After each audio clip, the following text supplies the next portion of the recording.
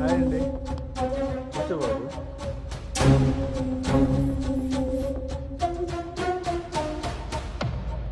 బాబు, మా అమ్మాయి అను. నా మేనల్లుడు గౌతమ్. మా అమ్మాయి ఇక్కడే స్మార్ట్ వర్క్ సొల్యూషన్స్లో వర్క్ చేస్తాం. ఓహో, ఏం కావాలి బాబు? ప్రైవసీ కావాలన్నగారు.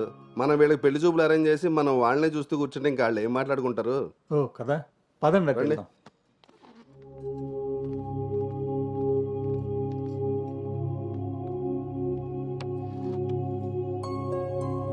అవును, ఆడెవడో బ్రోకర్ గాడు వస్తున్నాడు మా బావ. ఏడాడు? రావాల్సిన సమయానికంటే గంట ముందే వచ్చాను. ఓ, బాగా ఖాళీగా ఉన్నావు అనమాట. వీటితో జాగ్రత్తగా ఉండాలి. పోలీస్కి ఒక పెద్ద ముగుడుగులా ఉన్నాడు. వచ్చింది హోటల్కి కళ్ళజోడితే. హలో, నమస్కారం. నమస్కారం. ఈడు ఈడు పేడు మొహం. Sir order please. ఇక్కడ కదా ఆ టేబుల్ వేసి.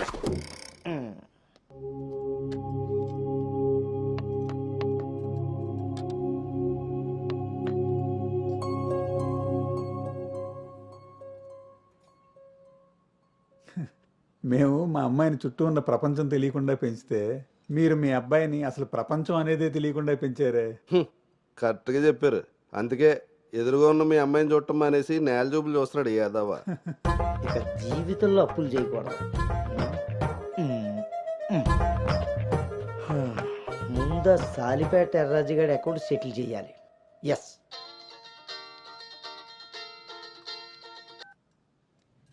హలో,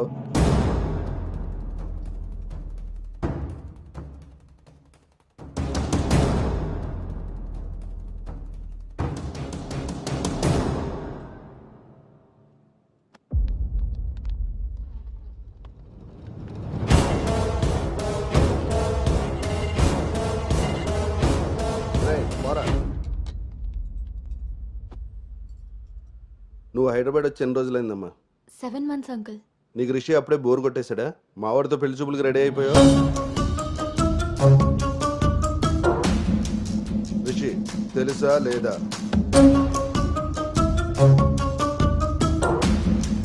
ఇక్కడ అడుగుతుంటే ఆడం చూస్తావేంటి? మావయ్య అది నువ్వు నోర్మై, నీకు తెలీదు.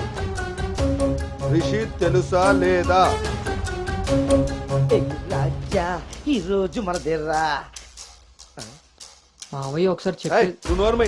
ఇంకోసారి మాట్లాడామంటే నేను వెళ్ళిపోతా. సార్, ఏం జరిగిందండి? ఏయ్, నువ్వు ఉండవయ్యా. నీకు తెలుసా లేదా? నిన్నే అడుగుతున్నా.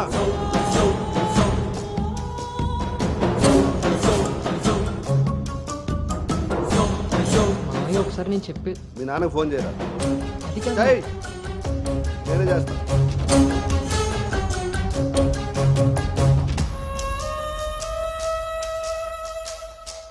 ఇక్కడ ఏదో పులిహోర అయినట్టుంది. వీళ్ళిద్దరికి తలంబరాలు వేయించడం కంటే నేను వెళ్ళి తాలింపు వేసుకోవడం బెటర్లా ఉంది. చె తినమ్మ జీవితం మొత్తం రివర్స్ అయిపోయింది. అదే నోటితో వాగిందో అదే జరిగింది. అమ్మాయికి అబ్బాయిని పరిచయం చేసావా? నేను వీళ్ళకి మనవాడిని మాత్రమే పరిచయం చేశాను. కానీ వీళ్ళు వాళ్ళకున్న చాలా కొత్త యాంగిల్ చూపించారు బావా. మీరు మంచోళ్ళు కాబట్టి ఆ రోజు పెళ్లి చూపుల్లో కళ్ళు తిరిగి పడిపోతే ఒంట్లో బాగోలేక పడిపోయింది అనుకున్నారు. ఒళ్ళు కొవ్వెక్కి కొట్టుకుని పడిపోయిందని తెలుసుకోలేకపోయారు. ఊళ్ళో పెట్టాల్సిన పెళ్లి చూపులు గుట్టు చప్పుడు కాకుండా ఇక్కడెందుకు పెట్టారో తెలుసా బావా? నలుగురికి తెలిసేలా అక్కడ పెడితే ఈవిడి గారి బాగోతం మనకెక్కడ తెలుస్తుందో అని జాగ్రత్తగా ప్లాన్ చేసి మీకు సంబంధం లేని ఒకటి మీకు మనవని చేద్దామని చూస్తున్నారు. అంతే బావా. అలాగే అలాగే. మావయ్య అది మా కాదు. బావ ఈ సంబంధం క్యాన్సిల్ అని చెప్పాడు. మావయ్య నేను చెప్పేది ఒకసారి. మూసుకుని రారా. వీళ్ళది ఒక ఫ్యామిలీ, మళ్ళీ వీళ్ళకి సంబంధాలు. ఎవరైనా మన మాట అన్నప్పుడు మనకు కోపం వస్తే ఆ మాట అబద్ధం, బాధ వస్తే ఆ మాట నిజం. మీరేం ఫీల్ అవుతున్నారో ఆలోచిస్తే మీకే అర్థం అవుతుంది నేను అన్న మాటలు అబద్ధాలా నిజాలా అని. నువ్వు రారా.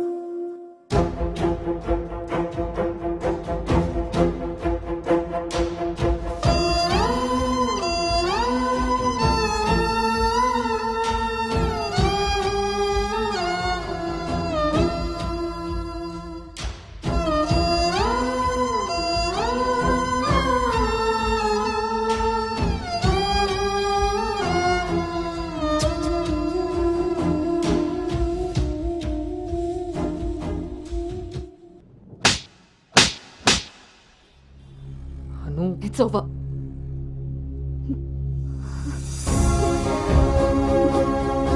ఏ నమ్మకంతో అయితే నీతో ట్రావెల్ చేశానో ఆ నమ్మకాన్ని చంపేశావు. అసలు నీకు నాకు తప్ప తెలియని రిషి బయటికి ఎలా వచ్చాడు? మనం ఎవరితో అయినా పర్సనల్స్ షేర్ చేసుకుంటే వాళ్ళు దాన్ని మనసులో పెట్టుకునే వాళ్ళై ఉండాలి, బయట పెట్టే వాళ్ళై ఉండకూడదు.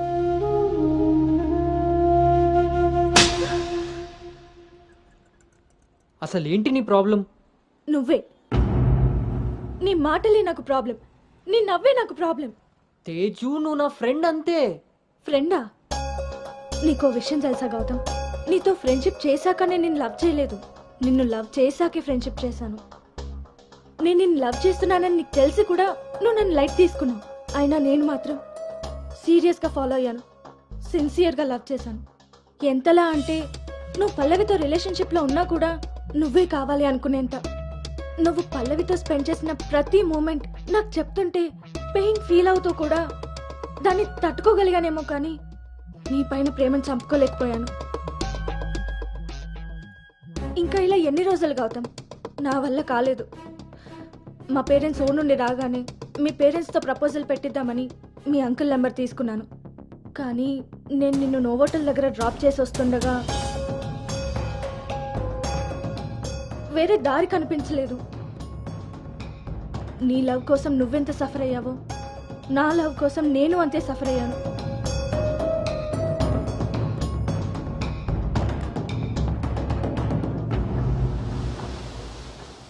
ఏంట్రా ఇలా జరిగింది?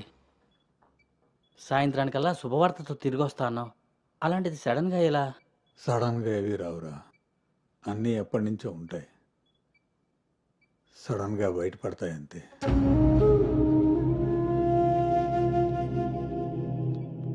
ఇప్పుడు ఎలా ఉందండి సార్? మీరు కొంచెం బయట వెయిట్ చేస్తారా? బీపీ కొంచెం అబ్నార్మల్గా ఉంది. మీరు ఏదో విషయం మీద స్ట్రగుల్ అవుతున్నారు. అలాంటివి ఏమైనా ఉంటే ఫ్యామిలీ మెంబర్స్తో షేర్ చేసుకోండి, కొంచెం రిలీఫ్ అవుతారు. ఈయనకి రెస్ట్ కన్నా రిలీఫ్ ఎక్కువ అవసరం. Take care.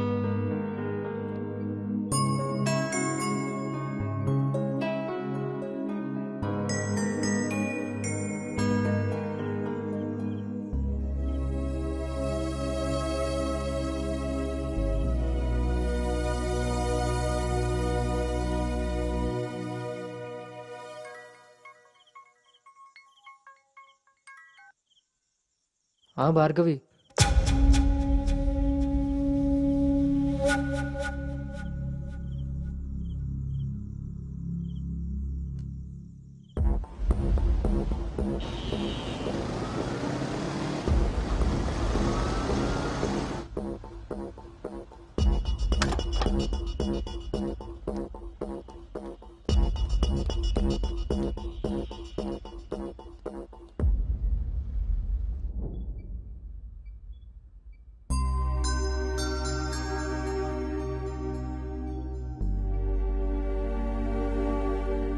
తప్పు జరిగిపోయింది అంకుల్. నిజం తెలుసుకోకుండా మాట్లాడి మా మావయ్య తప్పు చేశారు. నిజం తెలిసి మాట్లాడకుండా నేను తప్పు చేశాను. మీ కుటుంబం గురించి తెలిసి కూడా నిర్ణయం తీసుకొని మా నాన్న తప్పు చేశారు. ఆ రోజు మా మావయ్య చెప్పిన రిషి ఎవరో కాదు అంకుల్, ఇప్పుడు మీ ముందు నిలబడ్డ గౌతమే.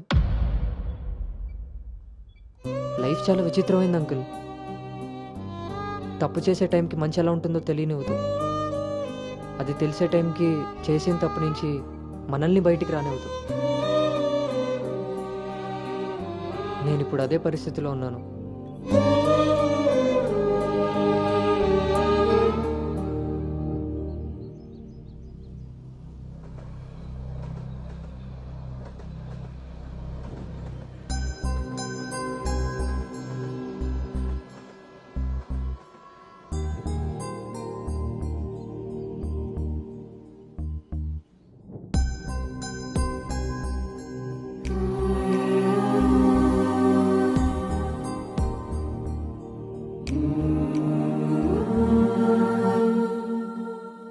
అమ్మాయి విషయంలో తప్పు జరిగిందని తెలిసాక కోపాన్ని ఆపుకోలేకపోయాను.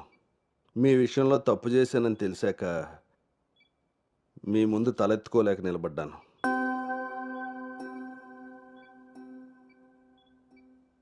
ఎదిగే పిల్లలకి స్వేచ్ఛనిచ్చే మనం మన పిల్లలు ఎదిగిపోయారన్న విషయం కూడా తల్లిదండ్రులుగా మనం గుర్తించగలగాలి. ఆయన పెంపకం అంటే పిల్లలకి ఏమీ తెలియకుండా పెంచడం కాదు, వాళ్ళకి అన్నీ తెలియాలి. అందులో ఏది మంచో ఏది చెడో మనమే తెలియపరచాలి. పిల్లల విషయంలో తప్పు మన పెంపకం అయితే పొరపాటు వాళ్ళ ప్రయాణం.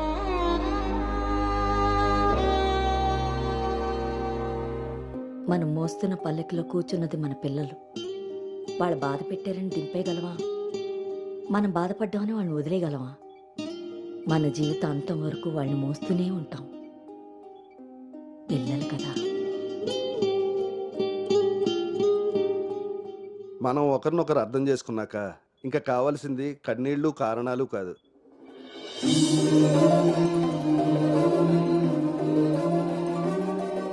నాకు ఈ పెళ్ళొద్దు నాన్న.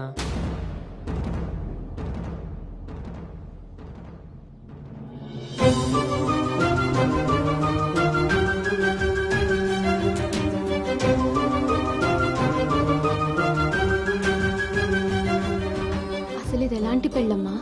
పెద్దలు కుదిర్చి పిల్లల ఇష్టంతో జరుగుతున్న పెళ్ళ, లేక పిల్లలే ఇష్టపడి పెద్దల్ని ఒప్పించి చేసుకుంటున్న పెళ్ళ? పెద్దలు చేసే పెళ్లిలో కానీ పెద్దల్ని ఎదిరించి చేసుకునే పెళ్లిలో కానీ పెళ్ళి ఎలా ఉంటుందో ప్రేమ కూడా అలానే ఉంటుంది. కానీ మా పెళ్లిలో అది మాత్రమే ఉండదు. ఆ రోజు మీరు అడిగారు నన్ను, నువ్వు సంతోషంగా ఉండాలి అంటే నీకు ఎలాంటి భర్త కావాలి అని. అప్పుడు నా మనసులో మాట చెప్పాను, కానీ నేను ఆ రోజు చెప్పిన వ్యక్తి గౌతమ్ అయితే కాదు నాన్న. పెద్దలకి నచ్చినట్టుగా పిల్లల్ని పెంచుకునే అవకాశం అందరికీ ఉండొచ్చు. పెద్దలకి నచ్చిన విధంగా పిల్లలు పెళ్లి చేసే అదృష్టం కొంతమందికే ఉంటుంది. కానీ మేం చేసిన ఈ పొరపాటు కనీసం మిమ్మల్ని కొంతమందిలో కూడా ఉండనివ్వలేదు. ఆ రోజు పెళ్లి చూపుల్లో ఒకరికొకరు ఎదురుపడలేకపోయినా మేము ఈరోజు ఒకరితో ఒకరు జీవితాన్ని ఎలా పంచుకోగలమమ్మా? ఇదంతా విన్న తర్వాత కూడా మీరు ఈ పెళ్లి చేయాలనుకుంటే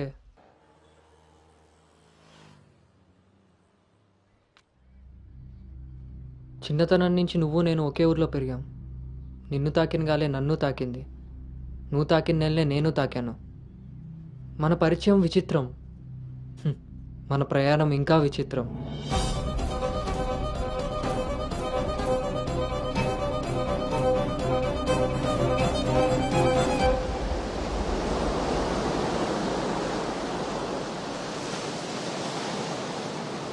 నీకు తెలియని విషయం ఏంటంటే మన పెళ్లి చూపులప్పుడు నేను నిన్ను చూశాను. ఎవరితో అయితే అలాంటి రిలేషన్లో ఉన్నానో తననే పెళ్లి చేసుకోబోతున్నానని టెన్షన్తో పారిపోయాను. తర్వాత మళ్ళీ కలవకూడదు, కనీసం ఎదురుపడకూడదు అనుకున్నాను. కానీ మన మనసులు మనల్ని కలపకపోయినా పరిస్థితులు మనం మళ్ళీ ఎదురుపడేలా చేశాయి. మనం కలిసిన ఈ కొన్ని రోజులే నా మనసులో ఉన్న ఫీలింగ్స్ని నేను అర్థం చేసుకునేలా చేశాయి.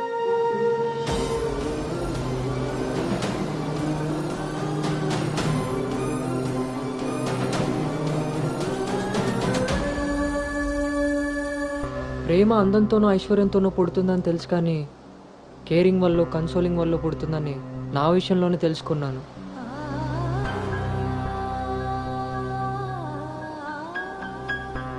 అసలు నీకు నాకున్న సంబంధం ఏంటి? ఎప్పుడు కలుద్దాం, ఎక్కడ కలుద్దాం? మరి అలాంటప్పుడు నీ స్ట్రగుల్ని నేనెందుకు ఫీల్ అవ్వాలి? ప్రతి క్షణం దాన్ని గుర్తు చేసుకుంటూ నేనెందుకు స్ట్రగుల్ అవ్వాలి? ఈ ఫీలింగ్స్ అన్నిటికీ అర్థం ప్రేమ.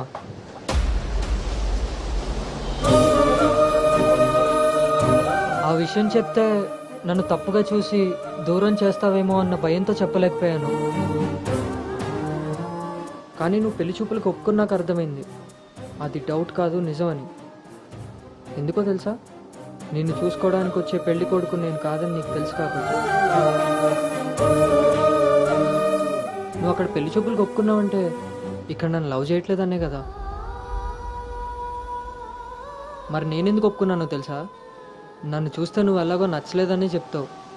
ఆ మాట విని నా మనసు బాధపడుతుందని తెలిసినా మా నాన్న మాట కాదనకుండా వచ్చినందుకు కనీసం ఆయనైనా సంతోషపడతారని వస్తానన్నాను. నేను పల్లవిని దాటి అనుని చేరడానికి చాలా ప్రయత్నించాను. కానీ చివరికి రిషిగానే మిగిలిపోయాను.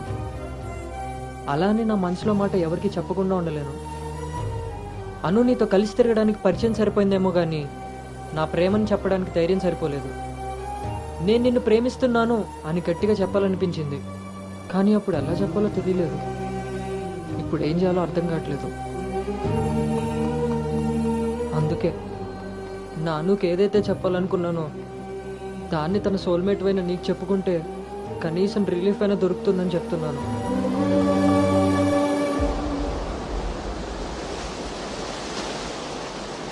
I love you Anu. I love you అను.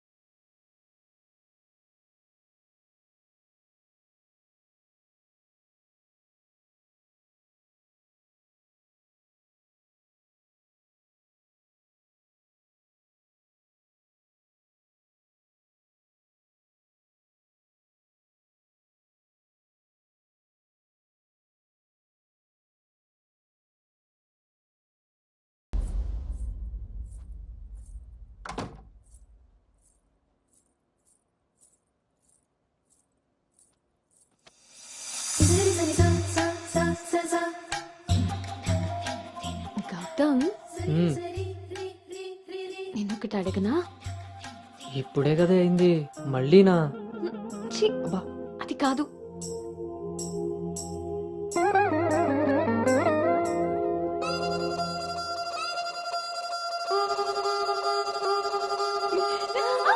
ఏ జాగ్రత్త.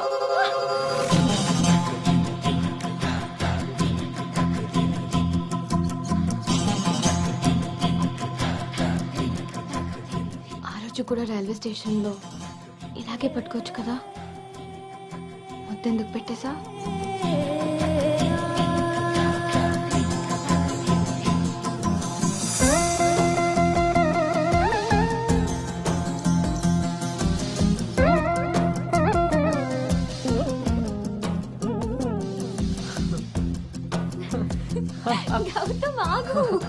అను అను ప్లీజ్ ఇప్పుడు వద్దు. ఇప్పుడు కాక ఇంకెప్పుడు?